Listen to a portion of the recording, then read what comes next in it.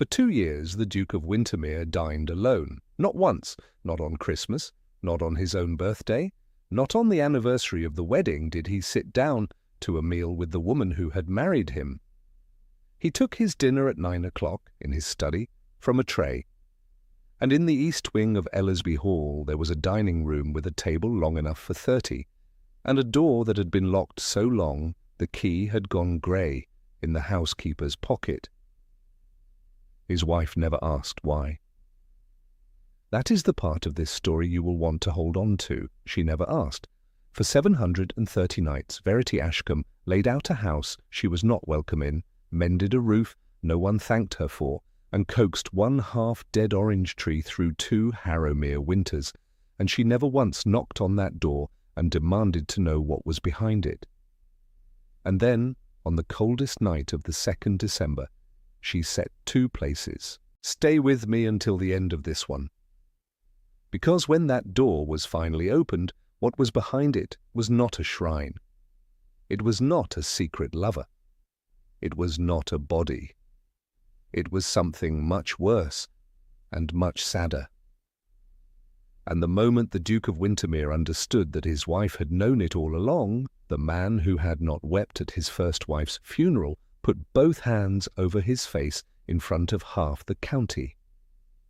If you are listening tonight, tell me in the comments where in the world you are. I like to know how far these stories travel before somebody falls asleep to them. Now, settle in. Let me tell you about the tree and the table and the 730 nights in between. Verity Ashcombe had spent her whole life laying tables for other people's happiness. She was the second of 4 daughters and the useful one, which in a family of that kind is a title you are given young and are never allowed to put down. When Georgiana was engaged, it was Verity who counted the covers and polished the fish knives and worked out where to seat an aunt who had stopped speaking to another aunt in 1806. When Louisa was engaged, it was Verity again. The same knives, a different aunt. She was very good at it.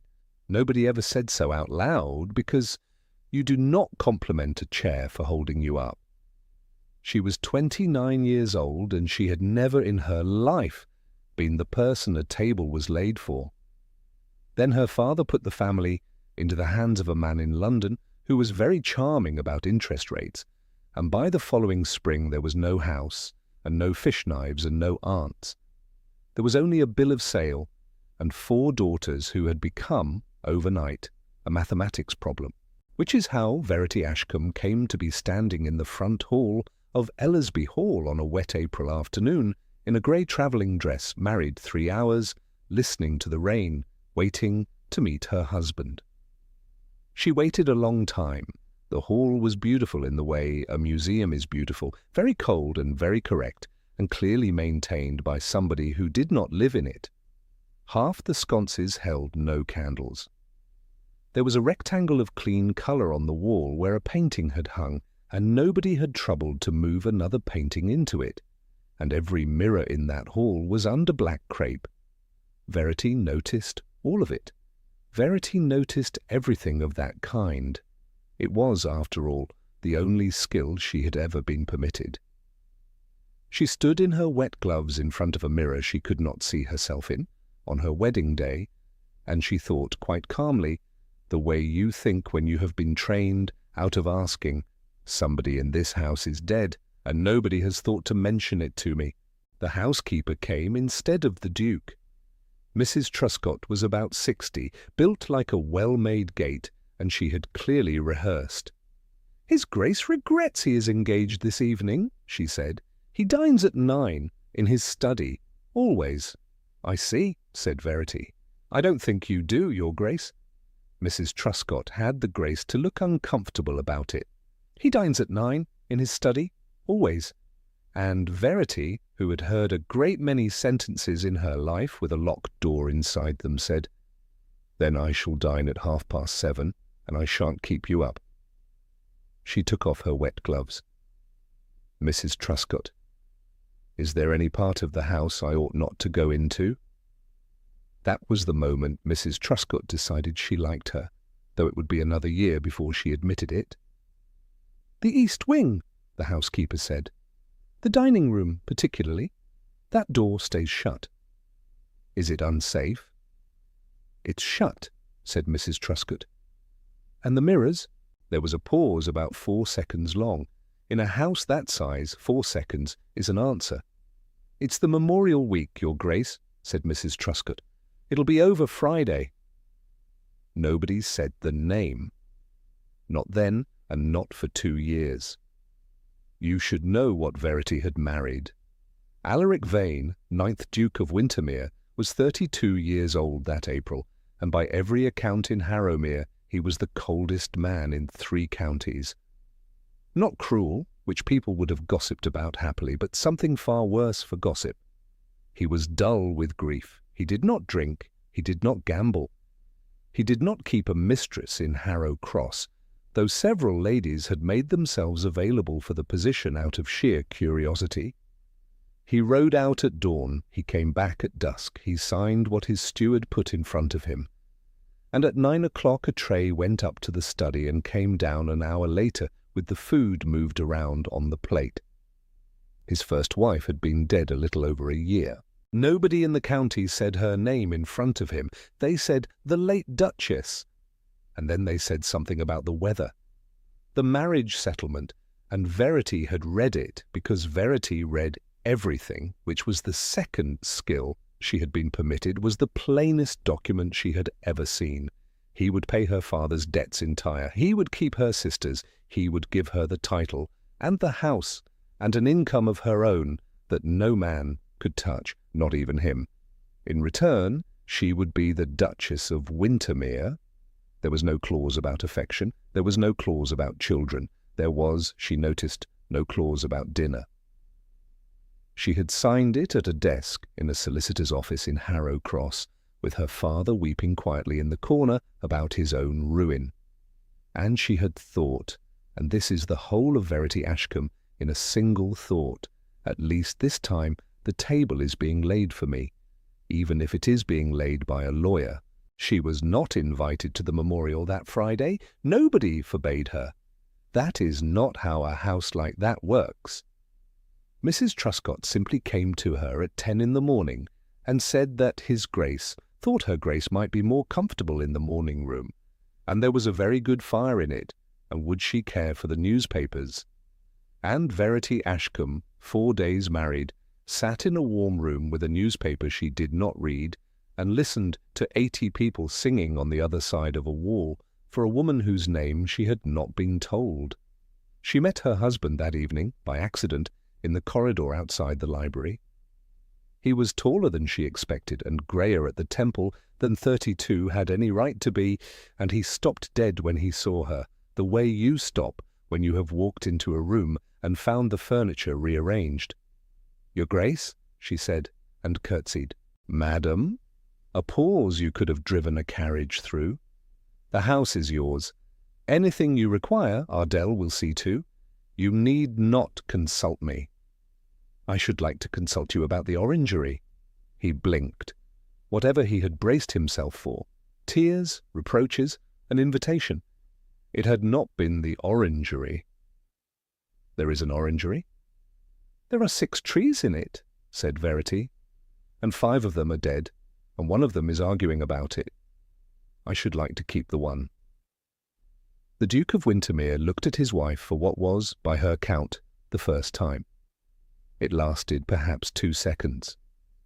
"Do as you like," he said, and he walked past her, and he did not come to dinner.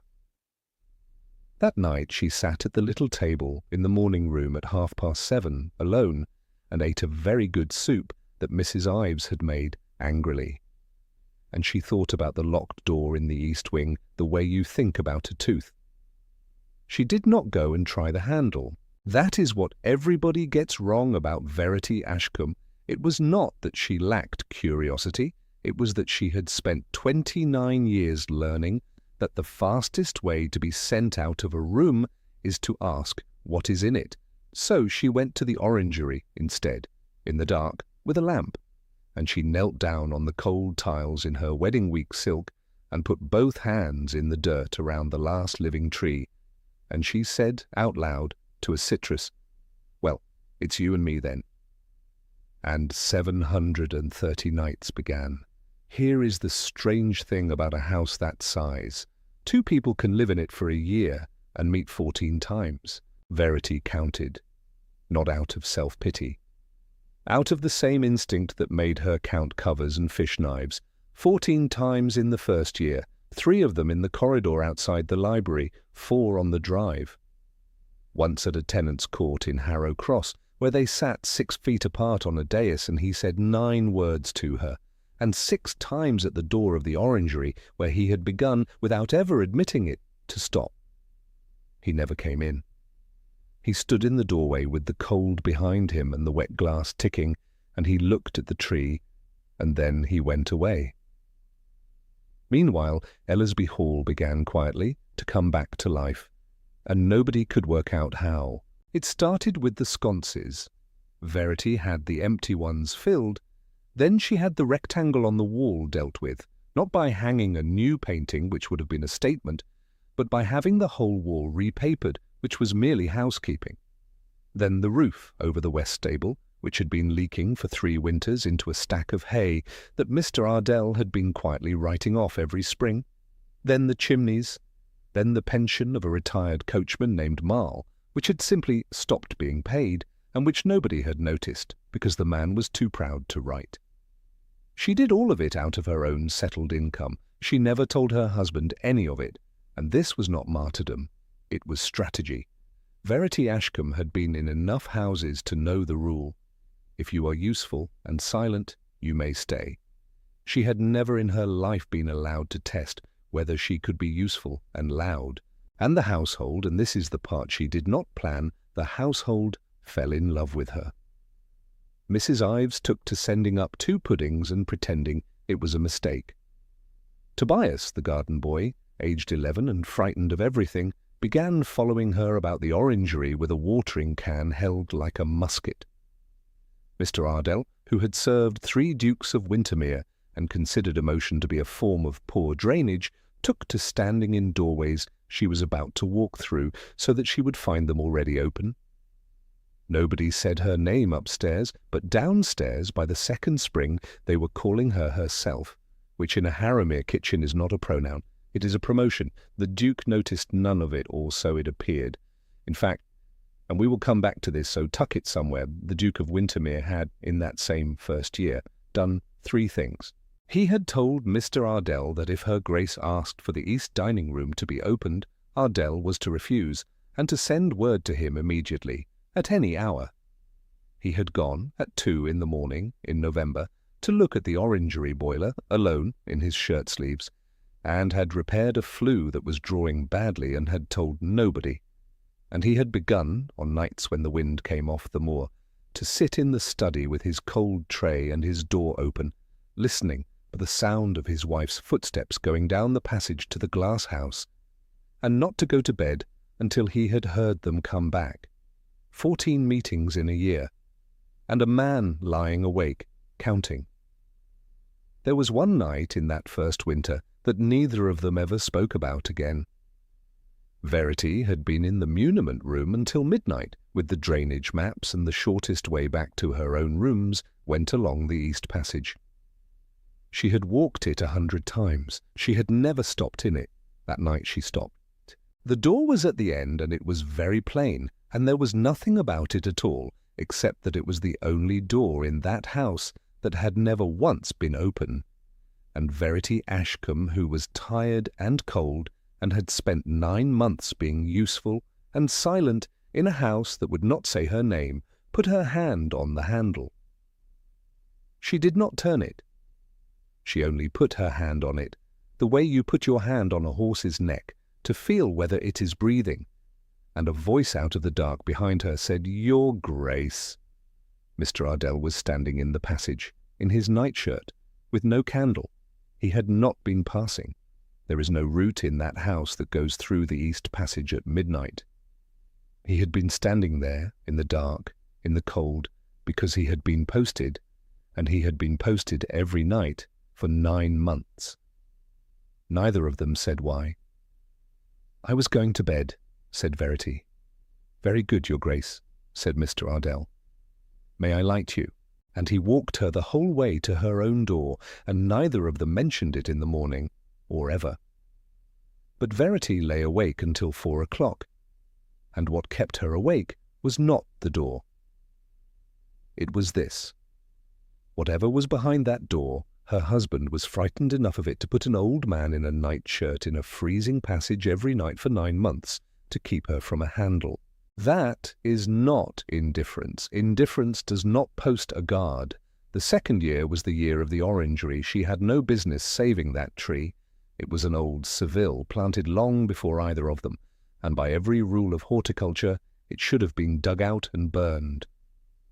Verity gave it new soil and a wall of straw and a sacking coat in January. And every night at 9:30, after her solitary dinner, after the house had gone quiet, she went down the passage with a lamp and sat with it. And somewhere in that second winter the Duke's tray started coming down empty.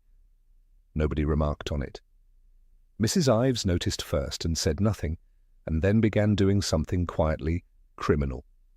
She started sending up, alongside the Duke's cold correct dinner, one small dish from the Duchess's table, a spoonful of the same soup, 2 of the same pears, never announced, never on the menu card. The Duke never mentioned it. He ate it every single night. The first night it happened, he lifted the cover and found it there. One small white dish that had no business on that tray. He knew at once what it was, because he knew what his wife had eaten at 7:30, because he made Ardell tell him every night, and had done for a year.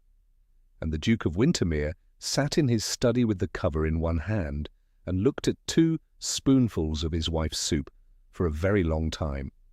Then he put the cover down on the desk, and he put his hand flat beside it, and he held on to the edge of that desk the way a man holds the rail of a ship. He ate it. He ate all of it. He rang for the tray to be taken away, and he said nothing about it to anybody. And downstairs Mrs. Ives looked at the empty dish and set her jaw and said to the wall, "Right then." And that is where this story actually turns. Not at a ball. Not at a proposal. In the 6-inch gap between 2 trays where a cook and a housekeeper and a butler who considered feeling to be a drainage problem conspired to make 2 lonely people eat the same soup in 2 different rooms for 4 months without either of them ever saying so. That was the winter he started standing in the doorway of the orangery. The first time she pretended not to see him. The second time she said without turning round, "It has 3 leaves it did not have in October." Said the Duke of Wintermere, and left.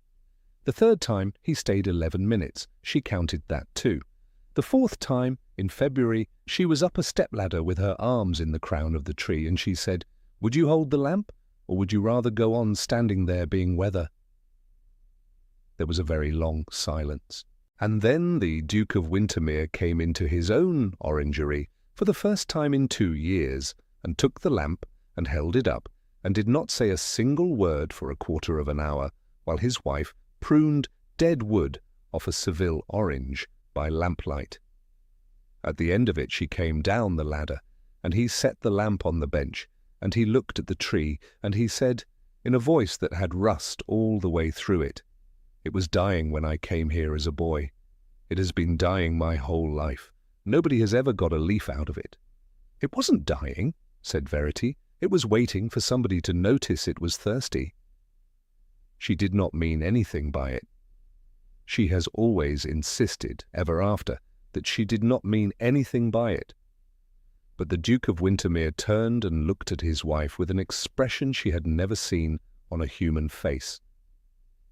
Something between grief and terror, the look of a man watching a door open that he has spent 2 years leaning against, and he said, "Good night, madam," and walked out into the frost without a coat.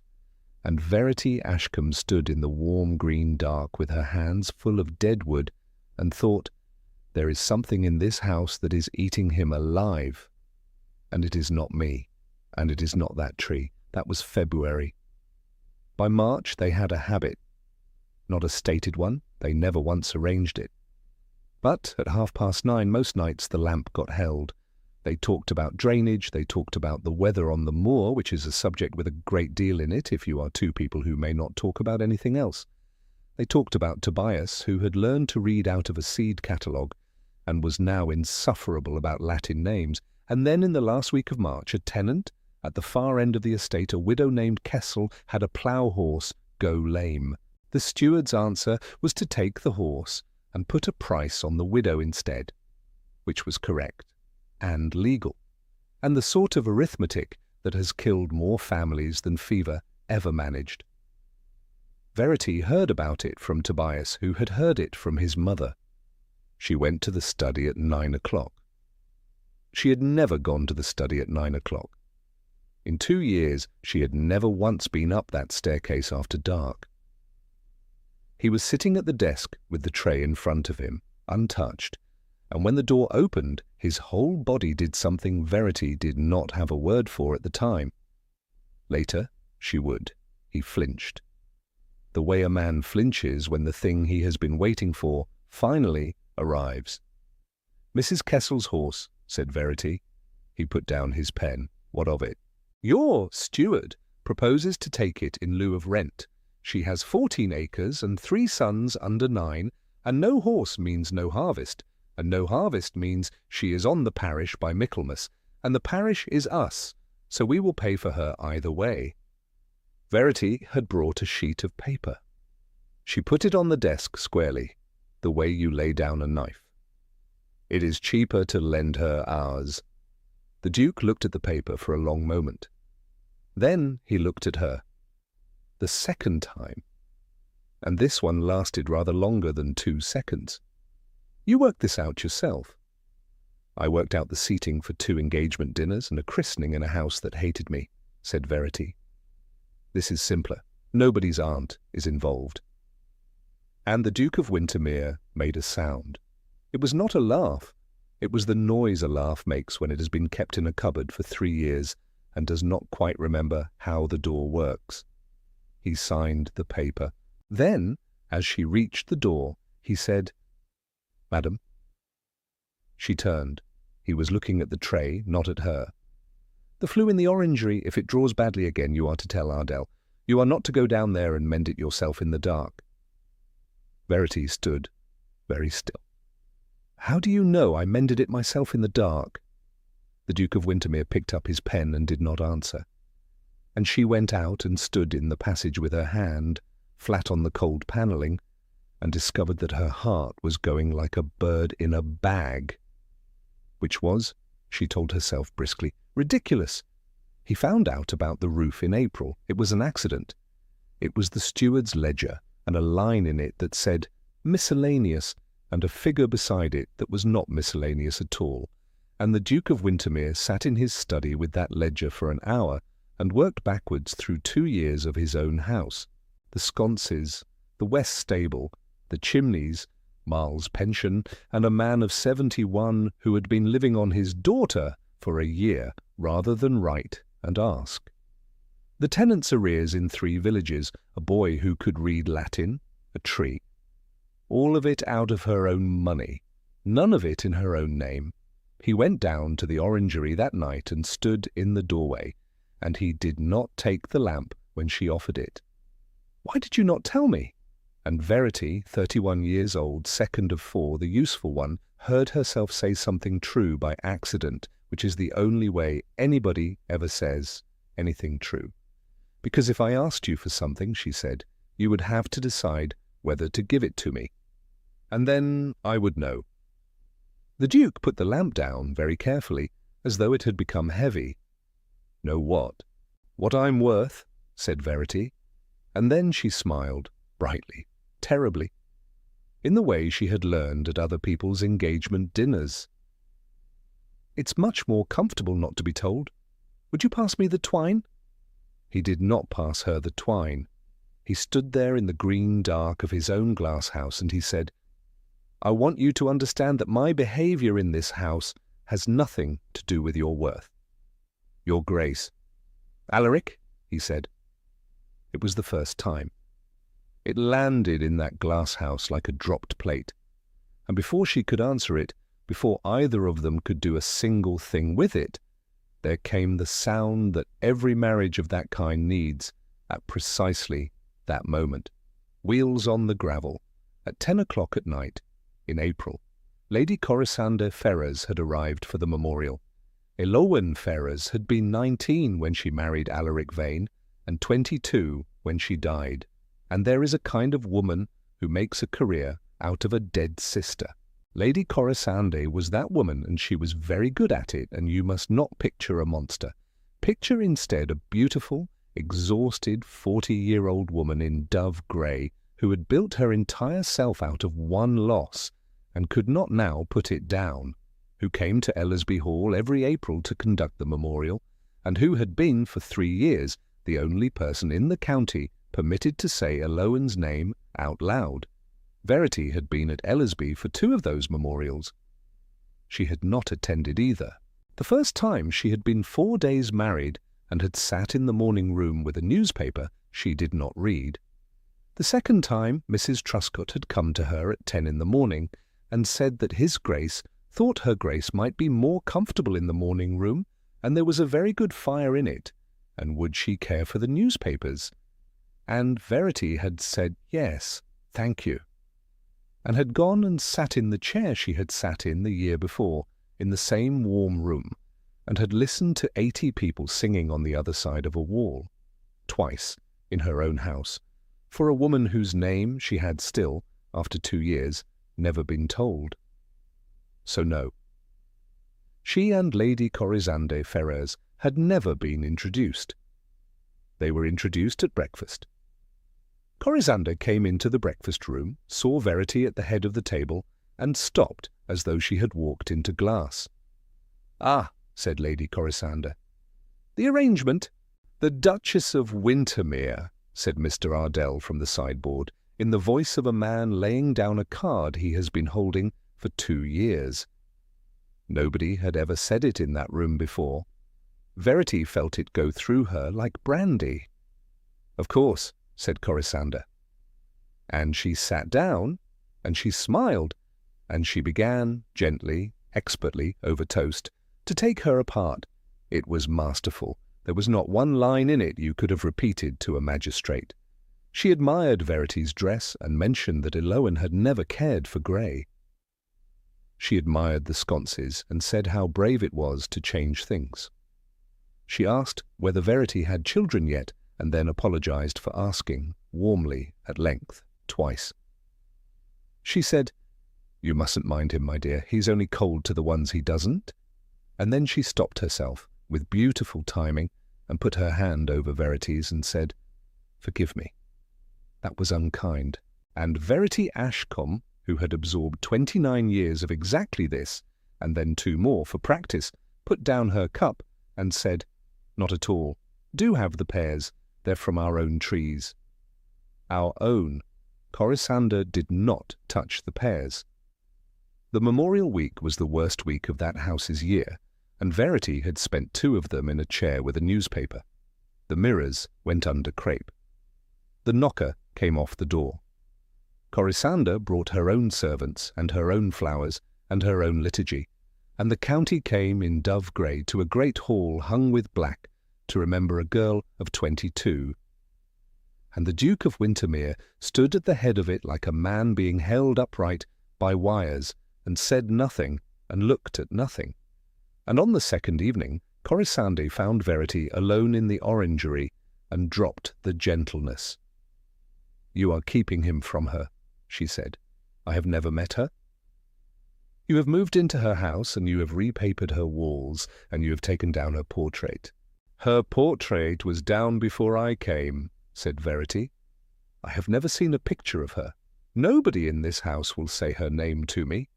I don't know if she was tall. I don't know if she liked pears. I have been a wife for 2 years in a house with a hole in it, and everybody has agreed not to mention the hole." Corisande's face did something complicated. "He hasn't told you," she said. 2 years, and he hasn't told you." "Told me what?" And there it is. The moment the personal villain and the situational villain shake hands over your heroine's head, because Corisande Ferrers had a choice, and she was not a monster, and you could watch her not be a monster for about 3 seconds. Then she said, sweetly, "Ask him why the east dining room is locked. Go on. Ask him what happened at that table. And when he does not answer you, my dear, and he will not answer you, do consider what it means that a man will lock a room for 3 years rather than sit in it with you." She went back to the house, and Verity stood in the orangery with the frost ticking on the glass, and for the first time in 730 nights felt the thing she had been so careful never to feel. Not curiosity, not grief, anger. She had earned that room. She had mended his roof and paid a dead man's coachman and pulled a tree back out of the ground with her own hands, and she had done all of it in the corridor of her own house, being useful and silent, exactly as she had been trained. And where had it got her? The same place it had always got her. Standing outside a door while other people ate. She looked at the tree, and on the highest branch, small and green and absolutely absurd, in the last week of April, was a fruit. Verity Ashcombe looked at it for a long time. Then she went upstairs and told Mrs. Ives that on the last night of the Memorial Week, when the crepe came down, she would like dinner served in the morning room at 9:30. "For one, your grace." "For two," said Verity. She did not send an invitation. She sent Tobias. 11 years old, in his good jacket, terrified, holding a plate with one orange on it. The first fruit that tree had given in 40 years, cut that afternoon, still cold from the glass house, and a message he had been made to repeat 4 times on the stairs. "Her Grace is dining at 9:30 in the morning room. There is a place laid. She says you are not obliged." The Duke of Wintermere took the plate out of the boy's hands. He looked at that orange for so long that Tobias afterwards in the kitchen said he thought his Grace had gone to sleep standing up. Then he said, "Tell her Grace I am not hungry." And Tobias, aged 11, who had followed that woman round a glass house with a watering can for 2 winters, said, "Beg pardon, your Grace, but she never said nothing about hungry." And then he ran. At 9:30, Verity sat down in the morning room at a small table laid for 2, with candles and the good glasses, and no crepe. And the second chair empty. At 9:45, it was still empty. At 10 o'clock she was still sitting there, back straight, hands in her lap, doing the thing she had done at every engagement dinner of her sisters' lives, which is to sit beautifully in a room where nothing is happening to you. And she thought quite calmly, "Well, now I know." At 10:04 the door opened. He stood in it the way he had stood in the orangery door all winter, with the cold behind him and nowhere to put his hands. He had the plate. He had carried it up 2 floors and back down again, and it was still in his hands. "I have not sat at a table with anyone," said the Duke of Wintermere, "in 3 years." "I know," said Verity. "Sit down. The soup's gone cold. It's better cold anyway." And he sat down. "You will want a great speech here." There wasn't one. There was a man of 34 with grey at his temples eating cold soup, very slowly and very badly, with his hand shaking enough that Verity looked hard at the candle so as not to look at the spoon. That went on for perhaps 4 minutes. Nobody said anything at all. Then he put the spoon down and he said, "The sconces. The West Stable roof, Marley's pension, he is 71. He had been living on his daughter for a year and never wrote to me. The flu, the tenant's arrears in 3 villages that you settled out of your own money and told Ardell to enter as miscellaneous." He was not looking at her. He was looking at the tablecloth as though he were reading it. Mrs. Kessel's horse, the chimneys, the 11-year-old who can read Latin because you left a catalogue where he would find it, the tree.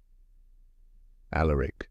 2 years, said the Duke of Wintermere, you have been holding my house up with your 2 hands, in the dark, at your own expense, and you have never once asked me for anything, and every night, at 9:30, I have sat upstairs with a cold tray and listened for your footsteps in the passage, and gone to bed when I heard them come back. Because I could not. His jaw worked. Because I could not make myself come down. Verity did not move. I thought you didn't know, she said. I know everything you have done. He looked up, and there it was, the whole of it. Everything he had spent 2 years locking behind 2 years of doors. Madam, you have been the only living thing in this house since the day you walked into it. Do you imagine I did not look? Then why, said Verity, and her voice went on the second word, and she let it. Why has nobody in this house ever said my name? And the Duke of Wintermere said, because I was afraid that if I said it out loud, I would lose it. The candle guttered. Somewhere below them a door closed.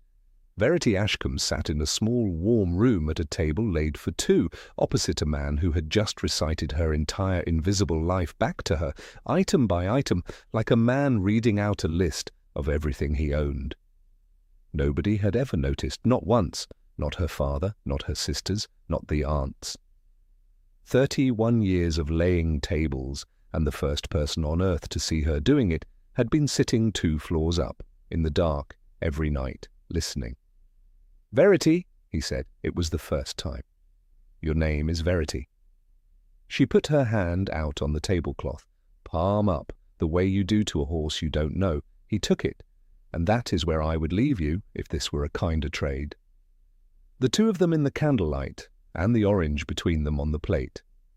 Uneaten, unpeeled. Ridiculous.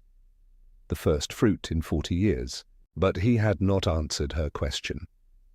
And it was 10 minutes past 10 on the last night of the Memorial Week, and 40 feet away, at the end of the East Passage, there was a locked door. Ask me, he said. You have never asked me. Ask me. So she asked, why won't you sit at that table? Because the last time I sat at it, said the Duke of Wintermere, I killed my wife. He said it the way you put down something heavy. And then he stood up. He could not do it sitting down. He got up out of the chair and went to the window and stood with his back to her, and he told her all of it, in the flat voice men use for the things they have rehearsed alone for 3 years. Ellewen Ferrers had been 19 and bright and loud, and she had loved him, which was the whole difficulty. He had been 28, and his father had just died, and he had married her because it was arranged, and because she was lovely, and because he did not, at the time, know that there was any other reason to do anything. And he had been cold to her. Not cruel. He said it twice. He picked the orange up off the plate and turned it over in his hand and put it back down. I want you to understand, not cruel, absent. I had a county to run and a morning to get through, and a young wife who wanted to be talked to at breakfast, and I gave her the house and the title and the income and everything a man is supposed to give, and I did not give her the one thing she asked for, which was to be looked at. 3 years of it, 3 years of a girl getting quieter. Alaric, and then on a night in April. He was not listening. At that table, in that room, she put down her knife and she said, Alaric. She said, Alaric, I could die at this table and you would finish your dinner. He stopped. Verity waited. The candle had about an inch left in it. And I said, he put both hands on the windowsill. I said, don't be theatrical. The clock in the hall went, and neither of them heard it. She got up, she went out, she called for the carriage at 9 o'clock at night, in April, with the moor water coming down, and she went for her sister's house at Harrow Cross, and the Ford at Harrow Cross was up over the road, and the coachman told her so, and she told him to drive on. He turned round. They found the carriage at dawn, 100 yards below the Ford, on its side, in the willows. He was not weeping. His eyes were perfectly dry, which was very much worse. She was not theatrical, said the Duke of Wintermere. She was correct. She said she could die at that table and I would finish my dinner, and then she died, and then I finished my dinner. I sat in that room until 10:30, and I ate every course because I was angry, and because I was 31 and a fool, and because I thought she would come back. and I wanted her to find me unmoved. Alaric? Corisande believes I broke her sister's heart. She is right, and she is kind enough to think it was cruelty, because cruelty can be forgiven. He looked at his wife. It was not cruelty. I simply did not see her. Do you understand the difference? A cruel man knows there is somebody there. Verity's hands were flat on the tablecloth. And then they gave me you. He laughed. The cupboard door laugh again. It was awful this time. Your father's debts, and 4 daughters, and a lawyer's paper, and a woman who was going to come and live in my house, whether I looked at her or not. And I thought, I know exactly what I am. I am the man who does not see the woman across the table. So I will not sit across the table. I will give her the house and the money and her own name on her own accounts, and I will stay away from her, and she will be safe from me. And Verity Ashcombe watched 2 years of her life turn over in the air and land the other way up. Every empty chair, every closed door, every night of the tray going up at 9 o'clock, every mirror under crepe on her wedding day. An old man standing in a freezing passage in his nightshirt for 9 months to keep her from a handle. Not contempt, not indifference, not a man who had failed to notice her. A man standing in a doorway with his coat off in February, mending her flue at 2 in the morning, so that he would never have to come in. You locked the room, she said slowly, so you wouldn't do it to me. I locked the room, he agreed, so I wouldn't do it to you. Alaric! Verity stood up. She was shaking. She had gone white, and she was, of all the things in the world, furious. You have spent 2 years protecting me from the one thing that has never once happened. He stared at her. You saw me? Her voice cracked wide open. You saw every single thing I did in the dark for 2 years, and you sat upstairs with it and you called it kindness. Do you know what the difference is between your first wife and me? Nothing. Nothing at all. She sat at your table and asked to be looked at, and you said, don't be theatrical. I sat at your table for 730 nights and never asked, and you called it safety. It is the same room, Alaric. It is exactly the same room. You just locked the door and left me standing outside it and told yourself you were being good. And the door opened, and Lady Corisande Ferrers said, into the middle of it, there is no crepe in this room. She took it all in 1 second. The candles, the 2 places, the untouched orange, the Duke of Wintermere standing at a laid table on the last night of her sister's memorial, with his wife's hand still warm on the cloth. 3 years, said Corisande very quietly. 3 years, Alaric. You would not sit down to Ellewen's memorial dinner. You have not sat at a table since she was buried. And tonight. Her voice went to pieces, and it was real, and that was the worst of it. Tonight you sat down for her, and the Duke of Wintermere, who had had, in the last 11 minutes, the roof taken clean off his life, did the thing that men of that kind do at exactly the wrong moment. He stood up straight, he put on his father's face, the one that had run 3 counties for 6 years. Corisande, he said, get out. But Corisande was already looking at Verity, and she said it gently, genuinely, terribly gently, which is how the real damage is always done. My dear, he did not marry you. He bought you so that he would never have to want anything ever again, and you have just made him want something. She smiled, and there were tears all down her face.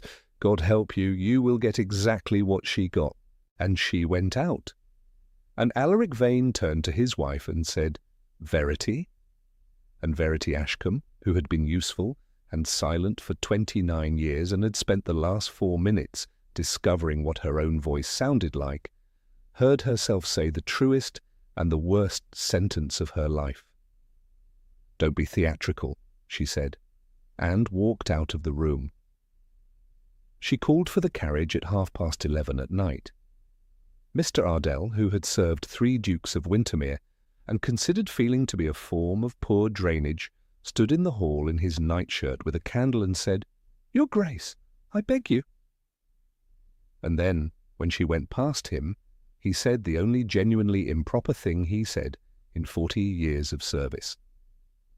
"Not that road, madam." The rain had been coming down off the moor since 10. Verity Ashcombe sat in a cold carriage in the dark going towards Harrow Cross, and she did not cry, because she had been the useful one for 31 years, and the useful one does not cry in vehicles.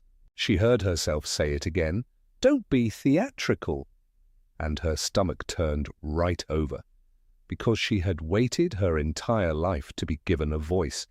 29 years of laying tables and 2 more of laying a house, and at the end of it a man had finally said her name out loud and handed her the worst hour of his life, and the very first thing she had done with her brand new voice was pick up a dead girl's last words and hit him with them. He had said that sentence once, 3 years ago, and had eaten alone every night since to pay for it. She had said it in a warm room with the candles lit, and she had meant it. Nobody had ever taught Verity Ashcombe how to be angry. That was the truth of it. They had taught her how to be useful and how to be silent, and nobody had ever thought it worth teaching her how to be angry without becoming, for 4 seconds, somebody she would not care to sit down with. Well, she would learn that too. She had learned harder things. And then the carriage stopped. "Fords up, Your Grace," the coachman, through the rain. "Over the road by a foot. Wouldn't chance it." And here is where this story is not the other story. Because Verity Ashcombe put her head out of the window into the rain and looked at the black water sliding over the road at Harrow Cross in the exact place where Elwyn Ferrars had told a frightened man to drive on. And she said, "No, of course you wouldn't. Take me back to the inn." She would not do it. Not because she was not angry, she was so angry she could taste it, but she was damned if she was going to be the second sad story that County told about that ford. Her worth was not going to be established by drowning in it. They put her up at the Heart and Hollow with a fire and a hot brick, and a landlady who asked no questions and brought brandy anyway, and Verity sat in the window of a coaching inn at 1 in the morning, wide awake, in her wedding week, silk with mud to the knee. He came at 20 past 2. She heard the horse in the yard before she heard the door. She heard the landlord say, "Your Grace," in a voice that had gone entirely to pieces. And then the door of the little parlour came open, and the Duke of Wintermere stood in it. No hat, no coat, soaked through to the bone, grey to the lips, and he had gone to the ford first. She knew because his boots were wet to the thigh. He had stood in that water in the dark, looking for a carriage in the willows. He did not say anything. He crossed the room, and he knelt down in front of the chair, and he put his forehead against his wife's muddy hands. And the Duke of Wintermere, who had not wept at his first wife's funeral, who had sat at that table and finished every course out of sheer murderous pride, came completely apart in a coaching inn parlour with the landlady and 2 ostlers and 6 memorial guests in dove grey, standing frozen in the passage behind him. "I finished my dinner," he said into her hands.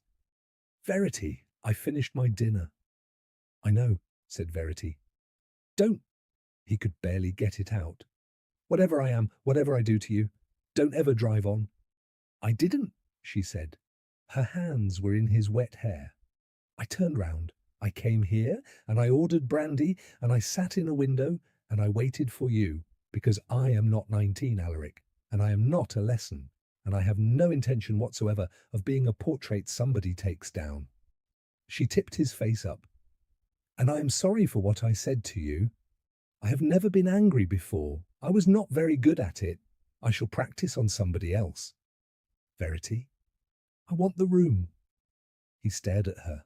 "Not an apology, not a settlement, not another 2 years of you being good at me from a distance."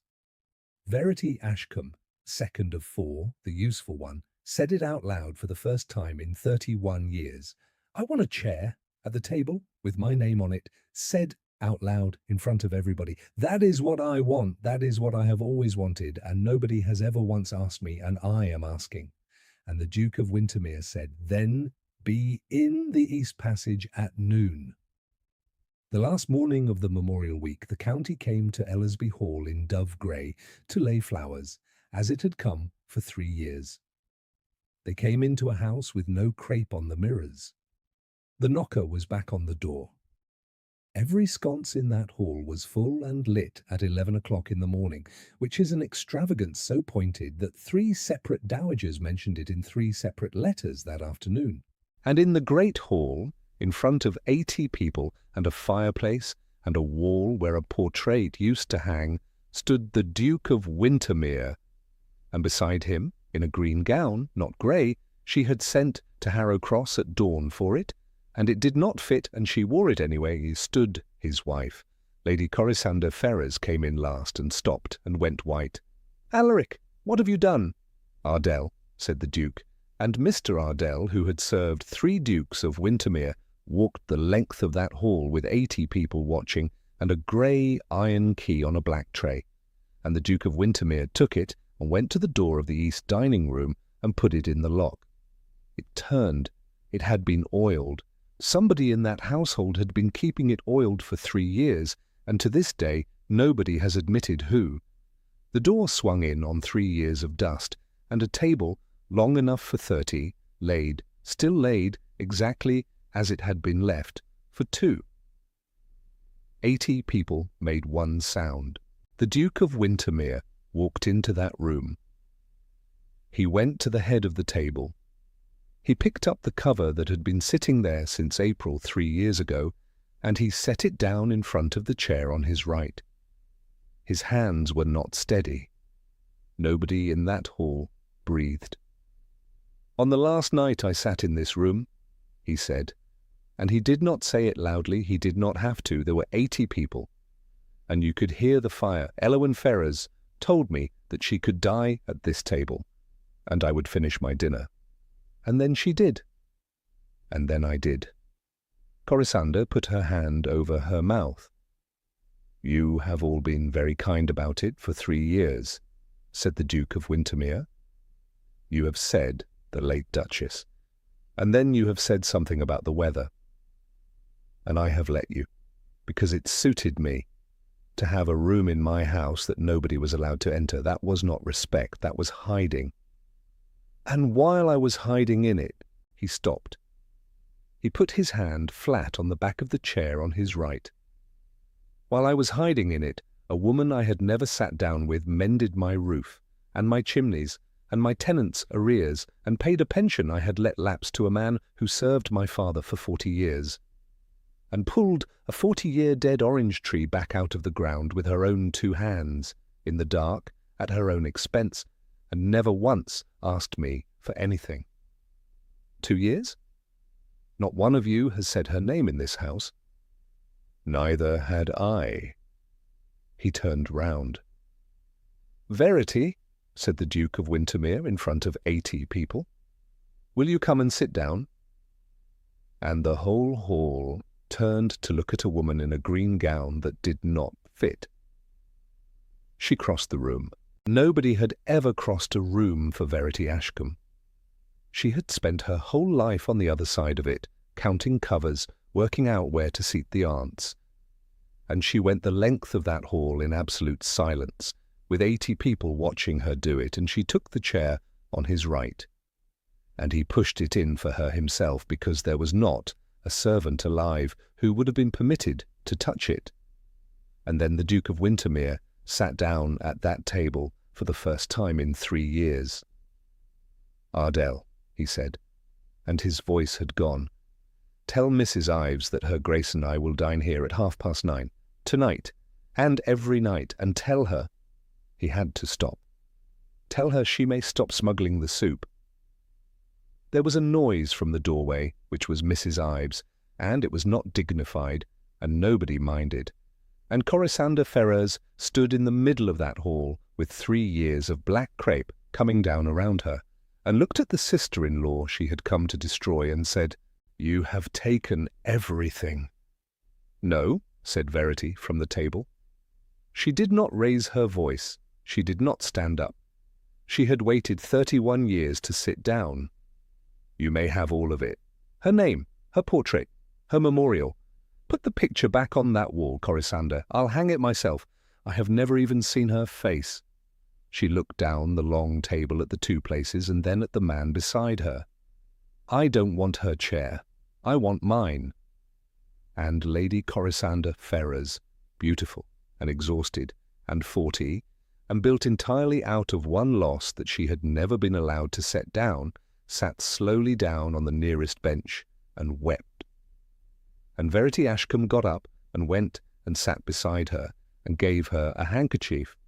And that is how the memorial at Ellersby Hall ended in the end, after 3 years, with the door open and the fire lit, and somebody finally saying the girl's name out loud in a room she had died trying to be seen in.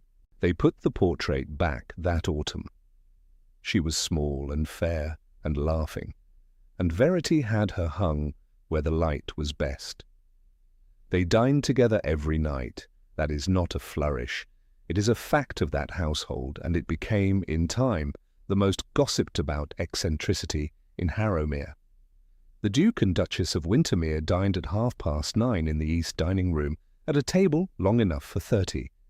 And if you called at Ellersby at 9:30, you were either invited to sit down or turned away at the door, and there was no third option.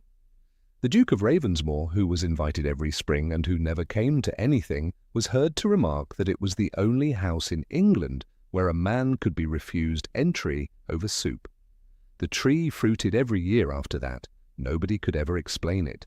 Tobias, who grew up to be head gardener at Ellersby and insufferable about Latin names to the end of his days, always said it was the flu. There were 3 children. The eldest was a girl. And on an evening some years later, Verity, Duchess of Wintermere, came into the east dining room at 9:15 and found her daughter, 9 years old, absolutely absorbed, going round that table on tiptoe, laying out the covers, fish knives, glasses, counting. "Whose dinner is this, then?" said Verity. "Aunt Georgiana's and Aunt Corisande's, and the Kessels, and the aunt who doesn't speak to the other aunt," said the child, with the terrible competence of a second daughter. "I've worked out where to put them all, so nobody has to talk to anybody they hate." "You have you?" Verity looked down the long, bright-lit table at 11 places, and her whole life folded neatly in half. "And where have you put yourself?" The child stopped. She looked at her mother, honestly puzzled, in the way of a girl who is very good at something and has already been told what she is for. "I hadn't," she said, and Verity Ashcombe, who had laid tables for other people's happiness for 29 years, who had eaten alone in a morning room at 7:30 for 730 nights, who had once knelt down on cold tiles in the dark and told a dying tree, "It's you and me then," went and got a 12th cover out of the sideboard and put it down at the head of the table on her own daughter's right hand. And she said, "Then let's begin there. That one's yours. We'll build the rest of the evening round it, and if the aunts don't care for it, the aunts may dine at the inn." Somewhere behind her, in the doorway, her husband started laughing. He had got quite good at it by then. He crossed the room. He always did. That is the story of the orange tree at Ellersby, and the door that stayed shut for 3 years, and the woman who was told she could stay if she was useful and silent, and who found out at 31, at a table laid for 2, that somebody had been watching her the whole time and had simply been too frightened to say her name. He was not cold. He was only afraid of what his warmth had cost the last time. And she was not invisible. She was in the dark with a lamp, keeping the whole house alive, and a man 2 floors up was lying awake listening for her footsteps, and neither of them said a word for 730 nights, and then one of them set 2 places, so rest now. You are not overlooked in this house, and it was never once too late. Come back soon, and I'll tell you another.